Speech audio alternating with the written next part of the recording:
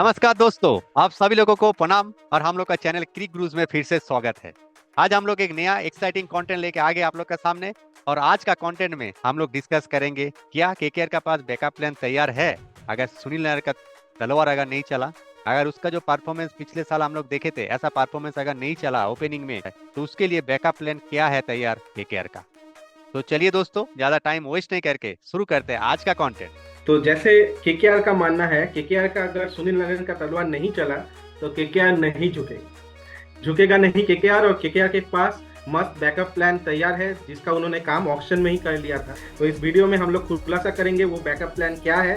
हम लोग वो पूरा प्लान को एक्सपोज भी करेंगे और ये भी आप लोग को बताएंगे कि क्या होगा बैकअप प्लान अगर सुनील नारायण सच में नहीं चलते हैं। झुकेगा नहीं केकेआर। अगर प्लेयर अगर नारायण नहीं भी चला तो फिर भी है प्लान है तैयार। तो ऑक्शन का बीच में ही अगर हम लोग देखेंगे लास्ट ऑक्शन का लास्ट में भी कुछ डिसीजन ऐसा लिया, कुछ प्लेयर को ऐसा खरीदा जी जो हो सकता है बैकअप प्लान फॉर केकेआर। तो जैसे हम लोग को पता है कि केकेआर का ओपनिंग जो कॉम्बिनेशन होगा नारायण का साथ डिकॉक ओपनिंग करने वाला है या फिर गुरबाज ओपनिंग करने वाला है। उसका बाद ओपनिंग में या फिर टॉप ऑर्डर में कुछ नया प्लेयर ऐड होगा।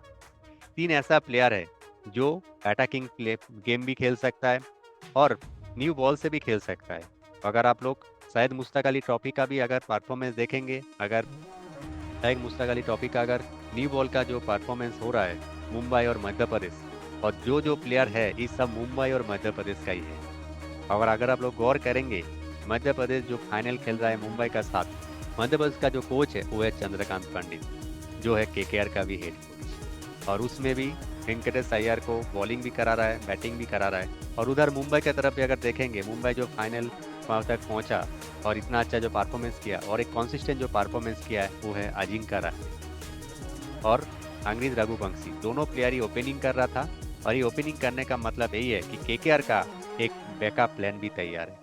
अगर कोई भी कारण से अगर नारायण अगर उसका फॉर्म में नहीं चला तो उसके लिए कुछ प्रॉब्लम नहीं होने वाला। नरीन का अगर हम लोग आईपीएल का बैटिंग फॉर्म देखेंगे तो कभी ऐसे रहता है, कभी ऐसे रहता है, कभी एकदम नीचे आ जाता है और फिर लास्ट ईयर तो ऐसे ऊपर चल गया था। इलोंगेटेड आईपीएल करियर का बात करें तो बहुत कंसिस्टेंट ओपनर नहीं है। इसलिए केकेआर एक बैकअप प्लान भी तैयार किया है कि अगर नरीन नहीं चलता है तो वो लोग क्या करेंगे। पूरा सीजन तो ऐसे ही बीत जाता है, 14 मैचेस में 5-6 मैच पहले ही स्टार्टिंग सीजन में चल जाता है। तो इसीलिए पहले से ही प्लान तैयार है। और चलिए देखते हैं कि नरीन का स्टैट्स क्या है अभी तक आईपीएल में लास्ट 2 साल का, जिसके लिए ये प्लान जो बैकअप प्लान है ये तैयार करना इंपॉर्टेंट बन गया है। तो दोस्तों, जैसे हम लोग बोले थे कि सुनील नारायण का अगर लास्ट 2 साल का अगर स्टैट्स देखेंगे, जहां पर अगर 2023 का अगर स्टैट्स देखेंगे, 2023 का आईपीएल का स्टैट्स, जहां पर सुनील नारायण 14 मैचेस खेले थे, उसमें ओनली 21 रन ही बनाया था पूरा सीजन में। और उसका अगर हाई स्कोर देखेंगे 7 नॉट आउट, एवरेज देखेंगे 3, स्ट्राइक रेट 84, एक 6 और 4 और 2 बाउंड्री मारा था। तो एक बोलेंगे बहुत ही बेकार का, एकदम बहुत ही खराब परफॉर्मेंस बैटिंग के तरफ से सुनील नारायण का 2023 आईपीएल। और उस टाइम का जो कोचिंग में था चंद्रकांत पंडित था। बट 2024 में एक रद्द आया, उसमें गौतम गंभीर आया मेंटरशिप में। और गौतम गंभीर मेंटरशिप आने का बाद 2024 का परफॉर्मेंस देखिए सुनील नारायण का। 14 मैचेस में 488 रन, सेंचुरी भी किया था और हाई स्कोर हुआ 109, एवरेज 34.86, स्ट्राइक रेट 180.74। उसमें एक 100 भी मारा है और 3 50 भी मारा है।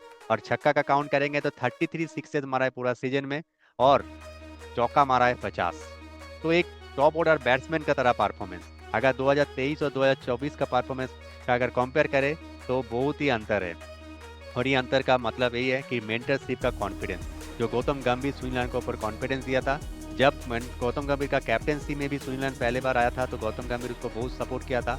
और मेंटरशिप में आने के बाद भी सुनील नारायण को बहुत ही सपोर्ट किया। और सपोर्ट का नतीजा ये है कि बैटिंग और बॉलिंग दोनों में परफॉर्मेंस, और उसके चलते प्लेयर ऑफ द टूर्नामेंट का भी खिताब मिला सुनील नारायण। तो एक कॉन्फिडेंस एक प्लेयर को बहुत ही बड़ा बनाता है, बहुत ही एक इफेक्टिव बनाता है। और सुनील नारायण का बैटिंग भी बहुत सुधार हुआ है। तो इस बार एक प्रॉब्लम है कि गौतम गंभीर फिर से मेंटरशिप से चला गया। तो संदीप, क्या लगता है कि सुनील नारायण का ऐसा परफॉर्मेंस इस साल भी कर पाएगा या फिर गौतम गंभीर से चला जाने से उसका परफॉर्मेंस भी इफेक्ट हो सकता है। सुनील नरीन जैसे एक्सप्रेशन लेस रहते हैं, वैसे यहाँ भी मैं भी क्लूलेस हूँ कि क्या होगा, क्योंकि अगर हम लोग स्टैट्स की बात करें तो अगेन एज मैंने बोला था काफी इनकंसिस्टेंट स्टैट्स है।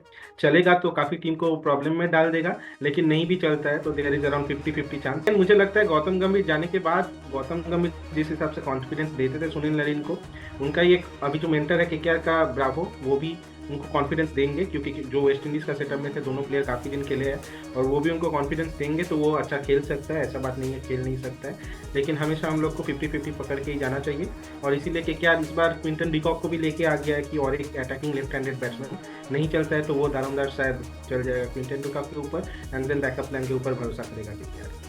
सुनील नारायण अगर बैटिंग में जो भी परफॉर्मेंस देगा, हम नहीं बोले 2023 जैसा परफॉर्मेंस, 2023 में उन्होंने लोअर ऑर्डर में बैटिंग किया, तो मेरा यही यही चीज़ है केकेआर मैनेजमेंट को बोलना कि देखिए लोअर ऑर्डर में वो कुछ नहीं देता है, तो अगर कुछ भी हासिल करना है तो it is win win situation for KKR. अगर वो ओपनिंग में अगर 30 रन भी बनाएगा, 20 रन भी बनाएगा, वो तो बॉल वेस्ट नहीं करता है, 5 बॉल में 20 रन बना के चला जाता है, तो जो भी वो बैटिंग करेगा तो वो केकेआर के लिए, पावर प्ले के लिए बहुत ही एक बेनिफिट ही होगा केकेआर के लिए।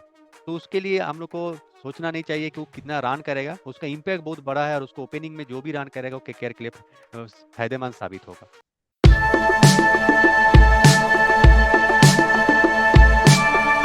तो जैसे केकेआर का पास है प्लान प्लान तैयार, प्लान का एक बहुत बड़ा पार्ट है कि वेंकटेश अय्यर, तो जैसे केकेआर उसके ऊपर बहुत ही कॉन्फिडेंस दिखा के बहुत ही ज्यादा इन्वेस्ट भी किया है 23.75 करोड़ दे के, और हम लोग लास्ट कुछ साल देखे भी है कि वेंकटेश अय्यर ओपनिंग भी किया था। जो ब्रैंडन मैकलम कोच था उस टाइम पे वेंकटेश अय्यर अकेला दम पे केकेआर को फाइनल तक पहुंचाया था, कॉन्सिस्टेंट परफॉर्मेंस। और पिछले साल भी अगर हम लोग देखेंगे, जब भी जल्दी विकेट गिरता था केकेआर का तो तभी वेंकटेश अय्यर फर्स्ट डाउन में आ जाता था, और वो उसका इम्पैक्ट जो था अटैकिंग प्ले, वो अटैकिंग गेम प्ले करके पावर प्ले में 80-70 रन का एक स्कोर बना के देता था केकेआर को। तो अभी और जो वेंकटेश अय्यर का पास जो एक्सपीरियंस है न्यू बॉल खेलने का, तो की एक्सपीरियंस यही दर्शाता है कि अगर सुनील चले तो बहुत ही बढ़िया चीज़ है, तो उसका बाद जो प्लेटफॉर्म सेट करना प्लेयर है उसको भेजेगा। अगर सुनील नारायण नहीं भी चले तो उसके लिए भी केकेआर का कुछ नुकसान नहीं होने वाला है, क्योंकि उसका पास बैकअप नहीं, एक बहुत बड़ा प्लेयर है वेंकटेश अय्यर, जो एक टीम को अच्छा शुरुआत भी दे सकता है न्यू बॉल खेल के, अच्छा अटैकिंग प्ले खेल के, और टीम को एक अच्छा प्लेटफॉर्म भी दे सकता है जो लोअर मिडिल ऑर्डर लास्ट में आके एक अच्छा स्कोर बनाए। वेंकटेश अय्यर हम लोग जैसे जानते हैं केकेआर का सेकंड सेंचुरियन का अगर हम लोग बात करें तो मैकलम के बाद ओनली वेंकटेश अय्यर ही सेकंड सेंचुरियन थे। बड़ा प्लेयर है, काफी दूसरा ग्राउंड्स में भी जाके इनिंग्स अच्छा खेल किया है, जैसे वांकेटे हो गया, देन चीपक हो गया, बहुत सारा नॉकआउट स्टेजेस में ही इज अ बीस्ट। तो अगेन अगर सुनील नारायण नहीं चलता है तो उससे भी थोड़ा एक स्टेबल बैट्समैन जो कि काफी बड़ा रन भी कर सकता है, वैसे एक प्लेयर है वेंकटेश अय्यर। और केकेआर का अगर लास्ट टू दिस अगर कोई एक सक्सेसफुल सीजन का बात करें जहां पर during Covid time KKR final में गया था, तो उस सीजन में वेंकटेश अय्यर वैसे ही सुनील नारायण के जैसा ही एक आया था अचानक ओपनिंग में, एंड वो भी वो कमाल करके देके गए थे। तो अगेन वेंकटेश अय्यर अगर सुनील नारायण नहीं चलते आ जाएंगे उसके बाद ही, और वो ऐसा इनिंग्स खेलने का और एक चांस रहेगा। तो this is one of the part of the backup plan of KKR.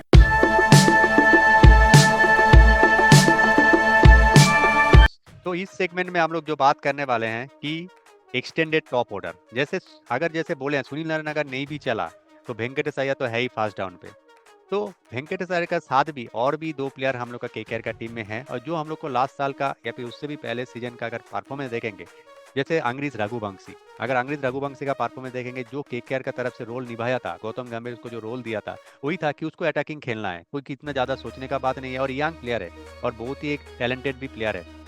अगर सुनील नारायण जल्दी आउट हो गया तो अंग्रेज रघुवंशी भी है जो आकर एक टीम को स्टेबिलिटी भी दे सकता है, और अटैकिंग और जो प्रॉपर क्रिकेटिंग शॉट खेल के टीम को अच्छा स्कोर भी बना के देता है। उसके अलावा भी अजिंक्य रहाणे, अगर हम लोग सीएसके की तरफ से लास्ट साल का अगर परफॉर्मेंस देखेंगे अजिंक्य रहाणे का, उसको पूरा फ्रीडम दे के खेल बोला था, और अजिंक्य रहाणे भी आपने बोला है कि उसका जितना भी सीजन हुआ है उससे सबसे ज्यादा जो सीजन में एंजॉय किया है, जो सीजन में ज्यादा फ्रीडम मिला है वो है सीएसके में, जहाँ पर धोनी उसको डायरेक्टली क्लियरली बोला था कि तुम फ्रीली खेलो, तुमको ज्यादा सोचने का बात नहीं है।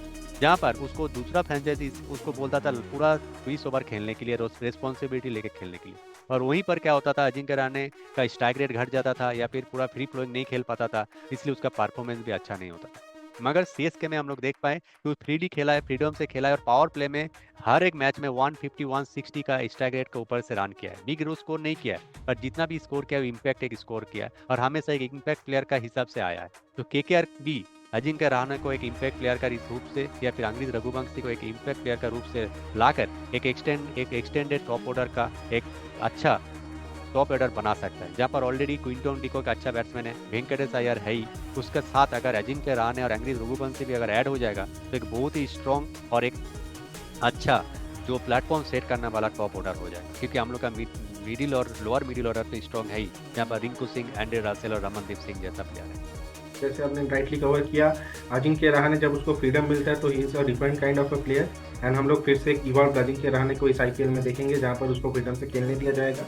And we should not forget कि वो लास्ट बार ईडन में आके क्या एक इनिंग्स खेल के गए थे, जहाँ पर ऑलमोस्ट मैच लेके चल गए थे केकेआर के पास से। तो काफ़ी कुछ फैक्टर है इनके सिलेक्शन के लिए, not only is captaincy, last time Eden का नॉक, देन सीएसके का परफॉर्मेंस, एंड देन अभी उसके बाद केकेआर में इनको फिर से चांस मिलने के बाद ही shown that confidence in the शायद Mushtaq Ali trophy as well.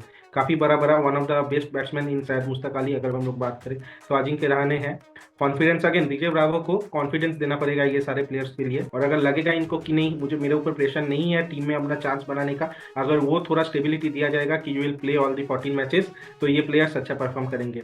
And अंकुश रघुवंशी तो अभी गैलेक्सी ऑफ नाइट्स का न्यू प्रोजेक्ट है, तो जैसे केकेआर कोई प्लेयर को अगर पकड़ता है तो उसको छोड़ता नहीं है। जैसे रिंकू सिंह पहले उनको 40-50 लैक्स में उनको मिल जाता था, इस बार शायद सबने सोचा था कि अंकुश रघुवंशी भी शायद विद इन 1 करोड़ मिल जाएंगे, लेकिन उनके लिए 3 करोड़ से 3.80 मुझे लगता है जो फिगर एग्जैक्ट फिगर है तक जना परन केकेआर गया, और गया इसका कारण एक ही है कि वो लोग इसको नेक्स्ट प्रोजेक्ट प्लेयर हिसाब से देखते हैं और इसको तैयार करने के लिए केकेआर का प्लान है। तो इन दोनों का इंपॉर्टेंस काफ़ी है। अगर सुनील नारायण नहीं चलता है तो इंपॉर्टेंस और भी बढ़ जाता है, एंड एक्सटेंडेड एक टॉप ऑर्डर हम लोग देखेंगे जहां पर हम लोग अजिंक्य रहाणे, अंकुश रघुवंशी, एंड कोई मैचेस जहां पर अगर कोई नहीं चल रहा है मैच को पकड़ना होगा तो आउटपार्ट चांस शायद मनीष पांडे भी आ सकता है। तो ये सब प्लेयर्स को हम लोग देखेंगे, एंड ये सब प्लेयर्स जब एक्सटेंड करेंगे टॉप बैटिंग लाइनअप को, टॉप ऑर्डर को, तो हम लोग सेकेंड इनिंग्स अगर हुआ या कभी भी हुआ जब लगेगा तो ये प्लेयर्स लोग शायद सब हो जाएंगे विद अ बॉलर, जो कि कोई भी हो सकता है, हर्षित राणा, वरुण चक्रवर्ती, हर्षित राणा नहीं क्योंकि ही हैज ऑलराउंड एबिलिटीज, तो शायद वरुण चक्रवर्ती या वैभव अरोड़ा जैसा प्लेयर। हाँ, तो ये सब प्लेयर से ये लोग सब हो जाएंगे, एंड बैटिंग केकेआर का अच्छा ही रहेगा even if Sunil Narayan players एकदम। तो जैसे अभी इम्पैक्ट प्लेयर का रूल है, तो इम्पैक्ट प्लेयर को फायदा क्यों नहीं उठाएगा केकेआर, और जब है तो एक बॉलर को साफ करके इस सब प्लेयर को लाके टॉप ऑर्डर को एक स्ट्रॉन्ग बना सकता है, और सुनील नारायण अगर चल गया तो केकेआर के लिए तो बाह हो गया, तो मतलब बहुत ही अच्छा है। अगर नहीं भी चला तो उसके लिए भी चिंता का विषय नहीं है, क्योंकि केकेआर का पास प्लान है तैयार, जहाँ पर वेंकटेश अय्यर, अजिंक्य रहाणे और अंग्रेज रघुवंशी एक एक्सटेंडेड टॉप ऑर्डर और एक प्लेटफॉर्म सेट करने के लिए बहुत ही एक एक्सपीरियंस और यंग प्लेयर का एक बहुत ही अच्छा मिक्स है।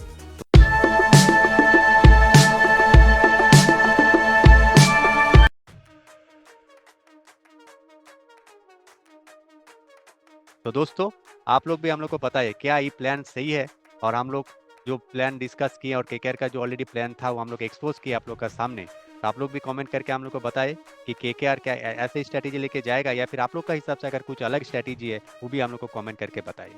तो फिलहाल हम लोग का वीडियो में इतना ही। अगर आप लोग का हम लोग का वीडियो को अच्छा लगा है तो आप लोग लाइक करिए, कमेंट करिए, शेयर करिए, और हम लोग का चैनल क्रिक क्रूज को सब्सक्राइब करिए। तो फिलहाल इतना ही, फिर से मिलते हैं एक नया वीडियो में एक एक्साइटिंग कंटेंट के साथ।